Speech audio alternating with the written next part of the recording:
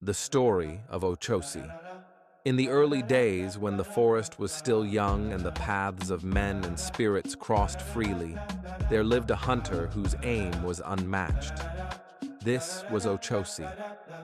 He moved silently through the wilderness, listening not only with his ears, but with his spirit. Birds did not fear him, and the wind itself seemed to guide his steps. Ochosi was more than a hunter of animals. He hunted imbalance. It is said that Olódùmarè gave Ochosi a bow forged from divine wood and arrows blessed with ace, the sacred life force. Once released, an arrow could not be recalled. It would travel until it fulfilled its purpose. Because of this, Ochosi learned patience above all things. He would wait days, even weeks, before drawing his bow. To act without certainty was to invite disaster. Ochosi lived alongside Ogun, the Orisha of iron and the pathfinder, and together they opened the way for civilization. Ogun cleared the roads with his machete, and Ochosi followed, ensuring that those roads were just and true. Where Ogun brought raw power, Ochosi brought restraint, but even the most careful hunter can be tested. One day, during a great festival, Ochosi was asked to provide food for the people. He went into the forest at dawn, tracked his prey, and released a single arrow. The shot was perfect.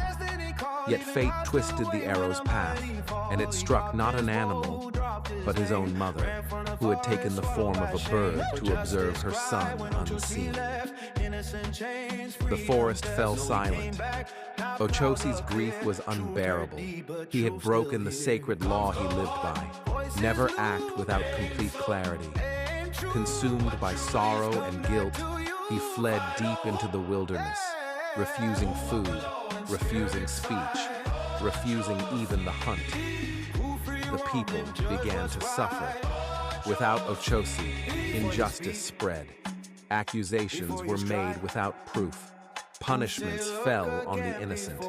The balance he maintained began to collapse. Moved by compassion, Olódùmarè and the Orisha called Ochosi back, not as punishment, but as transformation. They taught him that justice is not the absence of error, but the willingness to accept truth, even when it wounds the heart. Ochosi returned, not only as a hunter, but as the Orisha of justice, law, and right judgment. From that day on, he became the unseen guide of judges, the protector of the falsely accused, and the quiet voice that says, "Look again before you decide." His domain is hunting, justice, truth, precision, law, prisons, and freedom. His symbols: bow and arrow, deer, birds, the forest path. Ochosi's sacred traits: patience, clarity, restraint, moral responsibility. Ochosi teaches that power without wisdom is dangerous, and that once words or arrows are released, they cannot be taken back. He is the Orisha who reminds us: aim carefully, speak truthfully, act only when your spirit sees clearly.